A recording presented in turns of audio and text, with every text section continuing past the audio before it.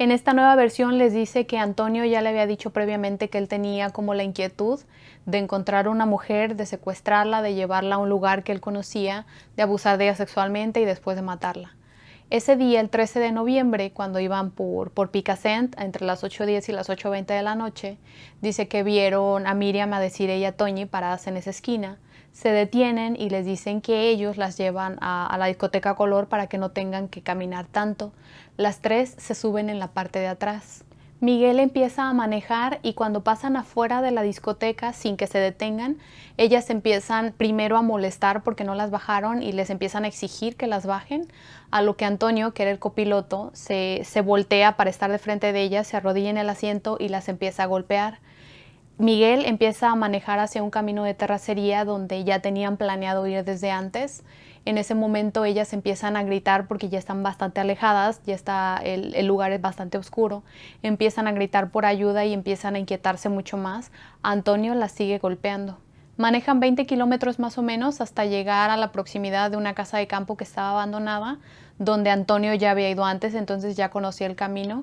Este lugar es conocido como el paraje de la Romana y estaba en el municipio de Tous, en Valencia. Como el coche no podía llegar exactamente hasta donde estaba esta casa abandonada, se bajan del coche y empiezan a caminar en fila. Miguel va primero, luego las tres niñas y hasta el final Antonio, que trae una pistola y con esta las está amenazando. Empiezan a caminar hacia esta casa.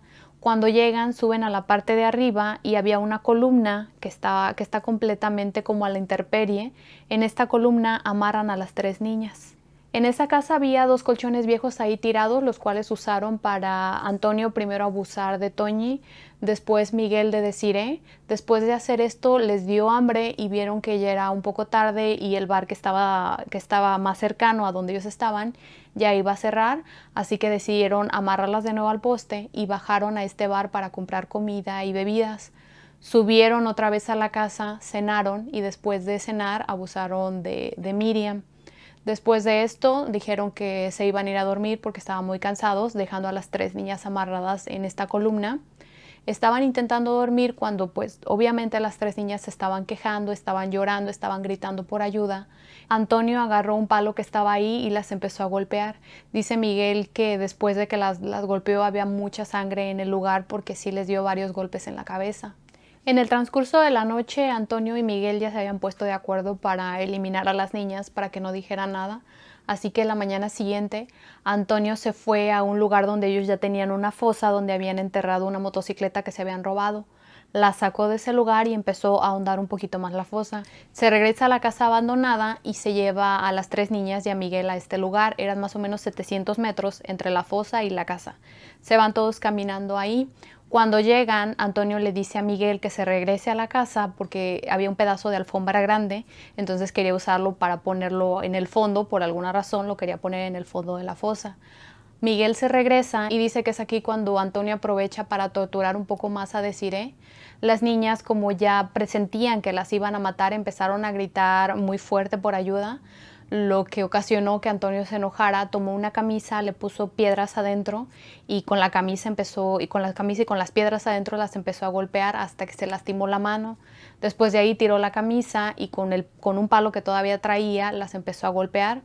Le dio 2 cuchilladas en la espalda a Desiree y después de ahí las colocó a las tres y les dio un balazo en la cabeza. Puso esta alfombra que había traído Miguel de la casa, la puso al fondo de la fosa, puso los tres cuerpos, lo cubrieron de tierra y dice que también al final le pusieron como ramas y maleza para que no se viera que alguien había movido esa tierra. El mismo día que Miguel dio esta declaración, por la mañana se realizó la primera autopsia del cuerpo de las niñas. Duró alrededor de 8 horas. Ese mismo día, el papá de Miriam venía regresando de Londres porque había ido a varios noticieros a pedir ayuda. Entonces, cuando baja del avión, dice que un detective de los que llevaban el caso se le acercó y le dijo que tenía que pedir una segunda autopsia de manera independiente porque alguien ya había arreglado las cosas para que no se supiera la verdad de lo que le había pasado a las niñas. Esto pone en alerta al papá de Miriam y le habla a otra persona que va a realizar la segunda autopsia. Era el doctor Frontela. El doctor Frontela realiza la segunda autopsia y encuentra varias inconsistencias. Para empezar, cuando él llega a hacer su autopsia, los cuerpos de las niñas ya habían sido lavados, a pesar de que ya les habían dicho que se iba a realizar una segunda autopsia. Lavaron los cuerpos, entonces el ADN, la sangre, las larvas que estaban en el cuerpo, todas se fueron por ahí. La ropa que tenían las niñas estaba húmeda, no sabe si porque la lavaron, la mojaron los que hicieron la primera autopsia, o por la descomposición del cuerpo de las niñas. Como sea, estas prendas se pusieron en una bolsa de plástico. Esto hizo que se empezara a generar un hongo y se perdiera cualquier materia orgánica que se hubiera podido utilizar. Cuando se dan a conocer estos resultados, parecía que en lo único que coincidían era en que las niñas habían sido torturadas y habían muerto por un balazo en la cabeza. Nadie está feliz con estos resultados. La gente, cuando se conoce, la gente está muy indignada. Los cuerpos son enterrados y todo el pueblo acude al funeral. Las calles estaban llenas de personas que querían justicia para ellas. Traían carteles, estaban gritando que no estaban convencidos de que la versión original sea lo que realmente había pasado. Una vez más, es el papá de Miriam el que decide que va a empezar a salir en los programas de televisión hablando de varias teorías que tenía tanto él como el pueblo. El programa que más participó fue uno que se llamaba Esta noche cruzamos el Mississippi. Parecía que ya no pasaban más programación aquí, solamente hablaban de las niñas, de las teorías que tenían, y el que más hablaba, por supuesto, era el papá de Miriam, siempre se presentaba ahí. La teoría que más cobraba fuerza era una teoría que hablaba de algo que se llama películas snuff. Estas películas son hechas por personas con mucho dinero, que pagan mucho dinero, para encontrar a una víctima, torturarla y matarla en video y después ellos se quedan con las imágenes. Tenían la teoría de que algo así había pasado, de que Antonio y Miguel eran solamente como unos mandaderos de alguien muy poderoso, de políticos, de personas con mucho dinero. Durante años, Fernando García, el papá de Miriam, actuaba como el portavoz de las familias, era un rostro ya muy común en toda España, porque se presentaba en todos los programas donde lo invitaran, pero especialmente en ese programa, en el de Hoy cruzamos el Mississippi. Siempre salía acompañado de otra persona que se llamaba Juan Ignacio Blanco, que era un periodista de sucesos. Él decía que acompañaba al papá de Miriam porque él creía que las teorías que él tenía sí eran ciertas. Juan Ignacio Blanco y el papá de Miriam ya no tenían otro trabajo, se dedicaban 100% a esto, a tratar de buscar pruebas, a presentarse en programas, y vivían de que la gente de España les mandaba cartas y dentro de los sobres la mayoría llevaban dinero y este dinero era suficiente para que ellos no tuvieran que tener ningún trabajo estable. Durante varios años el abogado de las tres familias de las tres niñas no les permitía acceso al archivo donde se decían todos los detalles del caso, lo que había pasado en la autopsia, todo lo que tenían, porque él decía que era un caso muy cruel, muy duro, y no quería que los papás lo leyeran porque era algo que los iba a marcar para siempre. Como no les daba acceso, decidieron que lo iban a despedir y iban a contratar a un nuevo abogado. Este nuevo abogado tampoco les deja entrar a este archivo, así que deciden que la única manera de obtenerlo es robándoselo. Entran 3 personas a la oficina del nuevo abogado. Uno se pone a platicar con él para distraerlo, mientras los otros 2 roban el archivo, van y le sacan copias y lo regresan al lugar sin que el abogado se dé cuenta. Lo que hacen enseguida es un poco debatible en cuestión de que si está bien o está mal. Lo que hacen es que se lo llevan a este programa donde asistían todo el tiempo, llevan todo el archivo, que era bastante grande, se lo dan al conductor para que él pueda tener acceso a él y presentarlo si quisiera, y se empiezan a presentar varias imágenes, detalles muy específicos de lo que le pasó a las niñas, en especial de Desiree, porque Desiree fue la que sufrió más tortura. Entonces se empiezan a presentar imágenes a todo color del cuerpo de Desiree que había sido mutilado, y la mamá de Desiree, por supuesto, no estaba de acuerdo con todo lo que estaban haciendo con su hija y cómo la estaban presentando. Decía el papá de Miriam que solo hacía para que la gente tuviera conciencia y los ayudara a buscar pruebas de los verdaderos culpables, porque él no creía que Miguel fuera culpable. Decía que tal vez él les había llevado a la niña a alguien, pero que él no había hecho lo que dicen que había hecho, que había gente muy poderosa arriba de todo esto. Y al llevar este archivo, esa era su intención, tratar de buscar ayuda, pero la mamá de Desiree no estaba de acuerdo. Incluso durante uno de los programas, Fernando y Juan Ignacio Blanco se atrevieron a dar nombres de 4 personas, de 4 políticos muy afamados, porque ellos, según lo dijeron, con el argumento de que ese mismo día antes alguien en la radio ya había dado esos 4 nombres como posibles sospechosos del asesinato.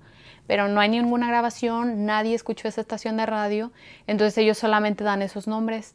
Pero al día siguiente la televisora los hace disculparse en vivo porque dicen que no tienen pruebas de lo que están diciendo. Y los 4 nombres de las personas que dieron eran personas muy poderosas y con mucho dinero en España. Lo que sí es innegable, y es lo que voy a enlistar enseguida, son todas las inconsistencias que hubo en el caso, de verdad que son varias. Para empezar, nos hizo una reconstrucción de los hechos. Nunca le pidieron a Miguel que los llevara por el camino que supuestamente ellos habían tomado para ver si las horas que él decía concordaban con lo que ellos tenían o con lo que ellos sabían, lo que tenían en su reporte. El área donde encontraron los cuerpos la acordonaron hasta después que sacaron los cuerpos. Una vez que se los llevaron de ahí alrededor de las 10 de la noche, estamos hablando que los colmeneros vieron la mano alrededor de las 10 de la mañana. A las 10 de la noche bajaron con los últimos 2 ataúdes. Ahí fue cuando acordonaron la zona. Había varios periodistas, había mucha gente, se contaminó el área, pudieron haberse extraviado varias cosas, pero no se manejó con suficiente cuidado. Todos los objetos que estaban alrededor de la fosa no se les tomó fotos en el lugar original donde estaban. Al contrario, los tomaron todos y los pusieron en una sola área para tomar una sola foto. Eran varios objetos, entonces se dan el tiempo para enterrar los cuerpos de las 3 niñas, los tapan con maleza y con ramas para que no se den cuenta que ahí hay 3 cuerpos, pero dejan todas estas cosas encima y en el camino donde las fueron tirando, como ¿por qué? Lo que supuestamente hizo que encontraran los cuerpos es que los 2 apicultores habían visto una mano saliéndose con un reloj. Pero cuando llega el juez y empieza a dictarle al secretario que llevaba para que vaya anotando todo lo que van viendo, el juez dice que logran ver una mano saliéndose con un reloj muy grande, que la mano está completamente deshuesada, pero más adelante, cuando ya quitan la tierra encima de los cuerpos, dice que se puede observar que el primer cuerpo, que era el de Toñi, el que supuestamente tenía la mano afuera, que se puede observar que este cuerpo tiene las 2 manos atadas en la espalda. Entonces, ¿cómo va a tener las manos atadas y al mismo tiempo saliéndose?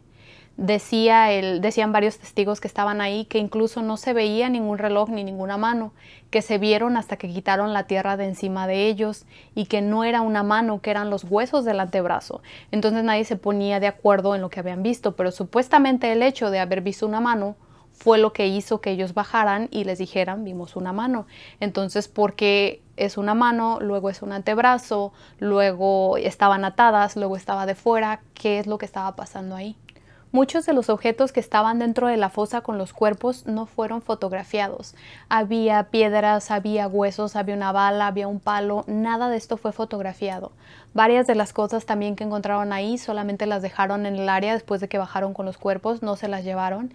Y varias cosas que se llevaron desaparecieron. Por ejemplo, las piedras que estaban adentro de la camisa que habían usado para golpear a Desiree, estas piedras cuando llegaron a la comisaría simplemente las tiraron porque no pensaron que fueran de importancia, aunque estaban llenas de sangre. Solamente hay una fotografía de los 3 cuerpos dentro de la fosa, pero ni siquiera se distinguen los 3 cuerpos. Se ve como un bloque de lodo y se ve como la orilla de un pantalón, pero eso es todo, no se alcanza a distinguir absolutamente nada. Después de ahí ya no hay fotos de cuando les quitan la alfombra de encima, no se alcanza a ver cómo están los cuerpos acomodados. Dice el fotógrafo que no hay fotos porque aunque él era el fotógrafo profesional y él nada más su única misión era ir y sacar fotos del área, como no había suficiente gente desenterrando los cuerpos y no lo estaban haciendo rápido y ya les estaba cayendo la noche, él decidió dejar su cámara y ponerse a desenterrar los cuerpos. Es decir, al trabajo al que él iba no lo hizo, entonces no hay ni siquiera un croquis, un dibujo, algo que diga cómo estaban los cuerpos, nada más hay la descripción del juez que le estaba dando a su secretario. Los cadáveres no se protegieron para nada. Cuando los bajaron, como les decía que la carroza no había podido subir porque el área estaba bastante mal, los bajaron en la camioneta de la Guardia Civil, entonces el ataúd iba de fuera, iba amarrado con una cuerda, pero no lo suficiente, se iba moviendo todo el tiempo. Esto pudo dañar los cuerpos mucho más de lo que ya estaban, lo cual pudo haber sido muy importante para la investigación después. La ropa que llevaban las niñas, que estaba completamente húmeda, no saben si por la descomposición de los cuerpos, porque tal vez llovió en esa área o porque los que hicieron la primera autopsia trataron de lavarla, no se sabe, pero los pusieron en esta bolsa de plástico donde generaron un hongo que impidió que se les sacara algún tipo de sangre, de semen, de cualquier tipo de materia orgánica, no se podía sacar nada. Si hubieran estado mojadas porque hubiera llovido o por la descomposición de los cuerpos, lo mejor que podían haber hecho era ponerlas a secar y después de ahí ya poder extraer materia orgánica, pero no se hizo así. Las lesiones que presentaban los cuerpos, no todas ellas fueron redactadas en la primera autopsia y no hay fotos de ellas. Durante la primera autopsia amputaron partes de los cuerpos que no debían de ser amputados. Decían que esto lo hicieron para analizarlas, pero nunca se analizaron. Nunca pudieron dar una explicación lógica por el cual ellos querrían cortarle, por ejemplo, las manos o la cabeza, como para qué lo querrían. A pesar de que ellos ya sabían que se iba a realizar una segunda autopsia, ellos decidieron que al terminar la suya iban a lavar los cuerpos. Los lavaron y con esto tiraron todas las larvas que tenían los cuerpos, lo cual podía decir cuánto tiempo llevaban muertas las niñas, si se habían enterrado en algún lugar y después se habían trasladado a otro, pero las lavaron. Lavaron también el posible semen, sangre de alguna otra persona, los pelos que tenían de algún individuo que haya participado en eso. Los primeros forenses también se estaban negando a que se hiciera una segunda autopsia. Incluso dijo el doctor Frontela, el que hizo la segunda, que el doctor que iba a realizar la primera autopsia le marcó y le dijo que no se molestara en venir porque la autopsia se iba a hacer ese mismo día en la noche cuando habían encontrado los cuerpos y él no iba a llegar a tiempo para hacer la que a él le tocaba, a pesar de que ya le habían dicho que los cuerpos estaban en el Instituto Forense y se iban a hacer hasta el siguiente día en la mañana. Por alguna razón, el doctor le habló al otro doctor para decirle que no llegara, que no se molestara. Aún así, el doctor Frontela llegó y cuando se realizó esta segunda autopsia, esas partes que le habían amputado a los cuerpos de las niñas nunca se le dieron a él para que fueran analizadas. Según la declaración que dio Miguel, la primera en ser abusada sexualmente por Antonio había sido Toñi. Sin embargo, durante las dos autopsias se demostró que Toñi había muerto virgen, su himen estaba intacto. Los primeros que realizaron la primera autopsia encontraron 3 cabellos solamente en los 3 cuerpos de las niñas. Cuando se realizó la segunda autopsia, a pesar de que ya se habían lavado los cuerpos, el doctor Frontela encontró 66 cabellos diferentes. De estos, solamente 29 pudieron ser analizados porque solamente esos tenían la raíz, entonces solamente esos. De ahí él dedujo que participaron entre 5 a 7 personas en dejar estos cabellos en el cuerpo de las niñas. Y esto incluía un cabello que estaba completamente blanco, parecía un cabello cano. Durante el reporte de la Guardia Civil, ellos dijeron que habían mandado a analizar una bala que estaba alojada en el cráneo de Toñi. Pero cuando se lee el informe de la primera autopsia, se puede ver claramente que dicen que el cráneo de Toñi mostraba un agujero de entrada y uno de salida. Y dicen específicamente que no había ninguna bala alojada en su cráneo. Entonces, ¿cómo van a mandar a analizar una bala que nunca estuvo en su cráneo? Ahí está la discordancia que ellos tienen. También dicen que en esta casa abandonada donde supuestamente fueron abusadas, fueron torturadas, golpeadas por Antonio, no había absolutamente nada de ellas, no había sangre, no había ADN, no había cabellos y dice la declaración de Miguel que ellas fueron golpeadas en varias ocasiones mientras estaban atadas a este pilar y que debido a esos golpes que les estaba dando Antonio, ellas estaban produciendo sangrado, estaban emitiendo sangre, pero no había nada de ellas. Los colchones, donde Miguel dijo que ellas habían sido abusadas sexualmente, jamás se llevaron a la comisaría. Nadie se los llevó para analizarlos. Esos colchones estuvieron ahí tirados todo el tiempo, a pesar de que él había dicho que esos se habían usado. Nunca se analizaron para encontrar ADN de ellas. Durante la segunda autopsia, el doctor Frontela también encontró un collar con una cruz bastante grande, incrustada en la espalda, en la columna vertebral de Desiree. Dice que durante la primera autopsia tal vez esta cruz se estuvo moviendo mientras estaba manipulando el cuerpo y esa posición puede ser no la posición original en la que realmente estaba. Pero a él se le hizo muy extraño que no la vieran, que no la sintieran, que no la analizaran, que no hicieran rayos X para ver qué más tenían los cuerpos. Dice que este es algo muy extraño que jamás se pudo explicar por qué había una cruz incrustada en la espalda de Desiree, qué motivo tendría esa ahí. Decían varios de los testigos también que estaban viendo cuando desenterraban los cuerpos, que los cuerpos no tenían la cabeza desprendida, no tenían el torso desprendido, ni las manos, ni nada.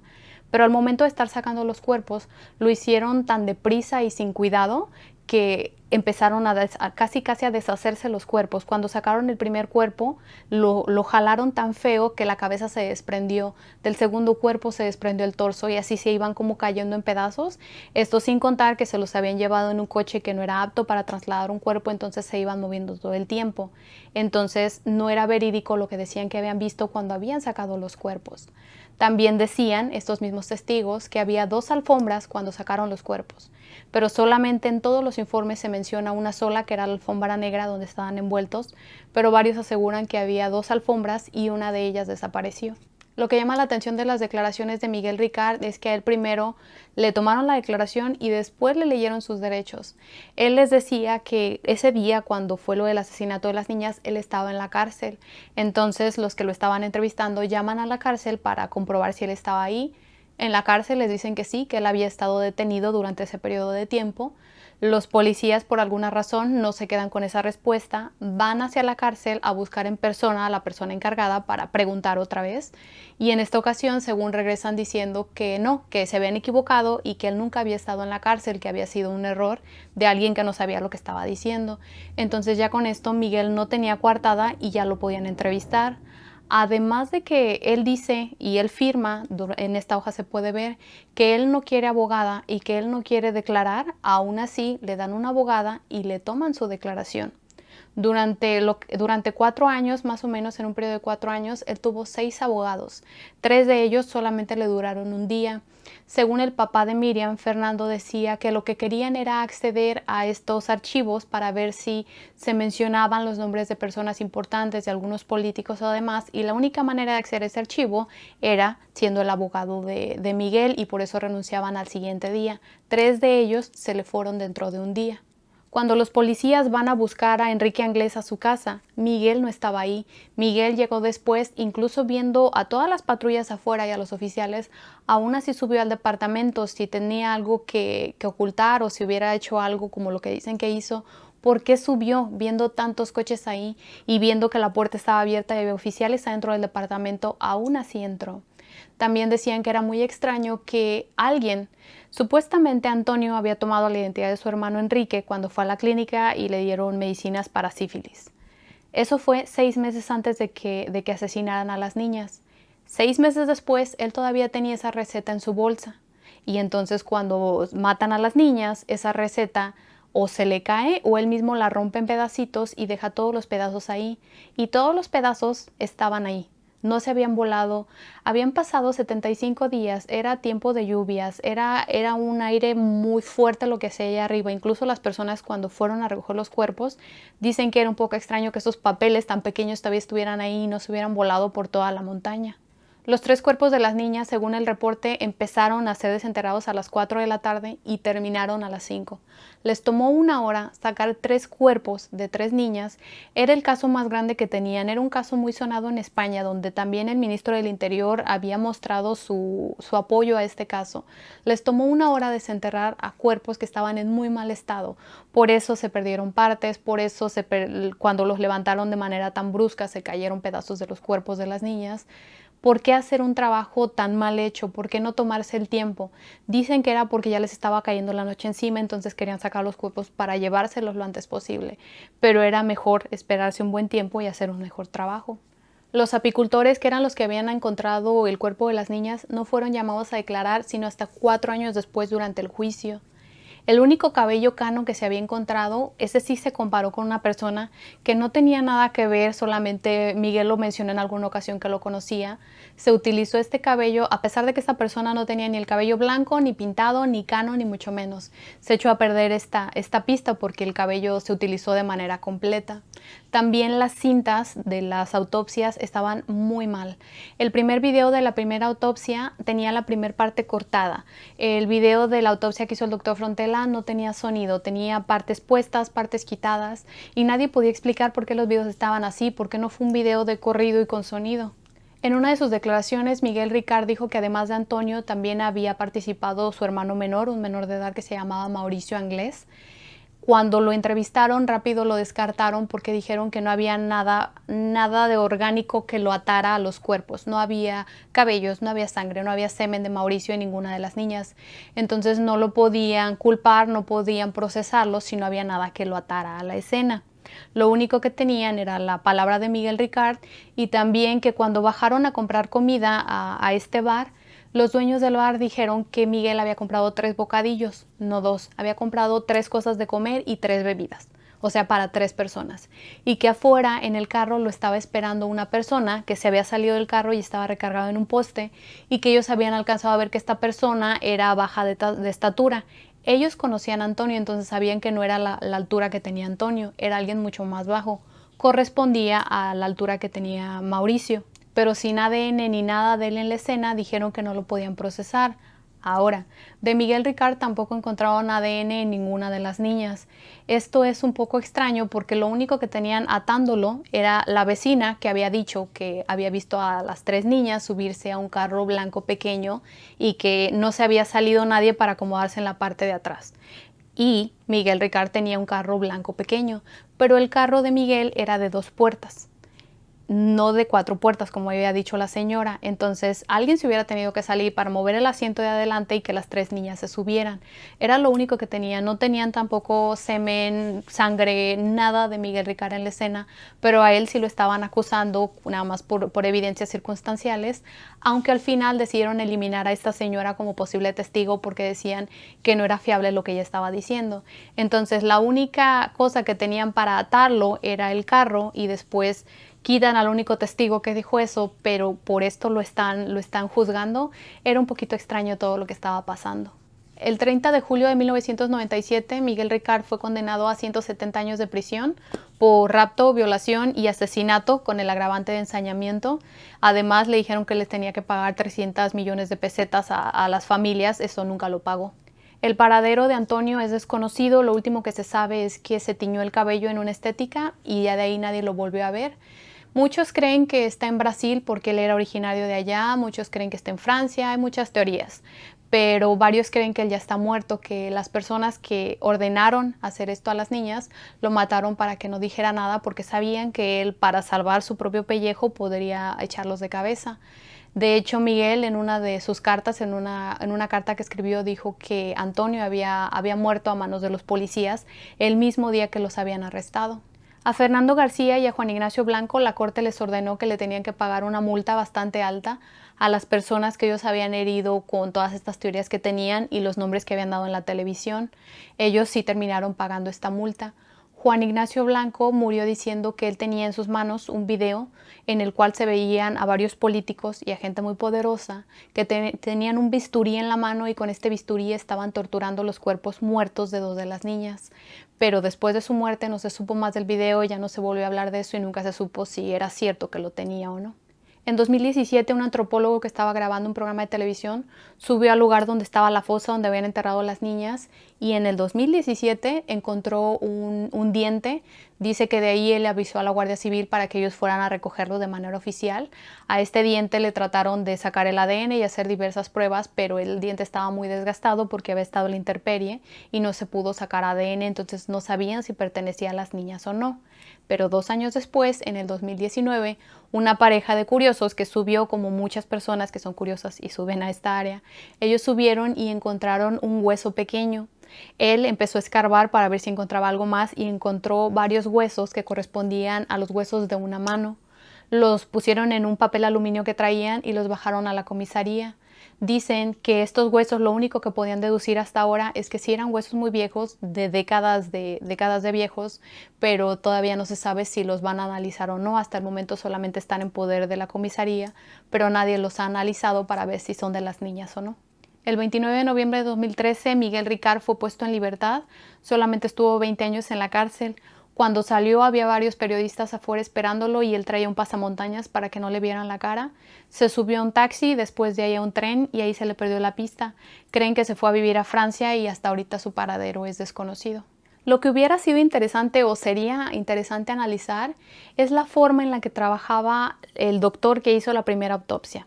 Sería interesante comparar si él tuvo unos casos similares a estos, es decir, si tuvo un caso antes del de estas 3 niñas de un cuerpo en descomposición y qué hizo en ese caso, cómo lo analizó, si tuvo ropa mojada de alguno de los cadáveres, qué hizo en ese caso, si tuvo cadáveres que fueron torturados, qué hizo en ese caso, cuánto se tardó analizándolos. Porque si actuó de manera diferente en el caso de estas 3 niñas, probablemente hay algo turbio, pero si actuaba de la misma manera que actuó en este caso, simplemente puede ser que no estaba haciendo bien su trabajo y que era simplemente para salir, para ya dar un resultado. Ahora, la cuestión es que él se tardó solamente 8 horas en hacer la autopsia de 3 niñas, 3 cuerpos en descomposición, 3 cuerpos torturados, 3 cuerpos que eran el caso más sonado de España en ese momento. 8 horas se tardó. Entonces sí es un poquito extraño todo, creo yo. Pero esa es toda la información que les tengo por el video de hoy. Espero les haya parecido interesante. Nos vemos en uno próximo. Cuídense. Adiós.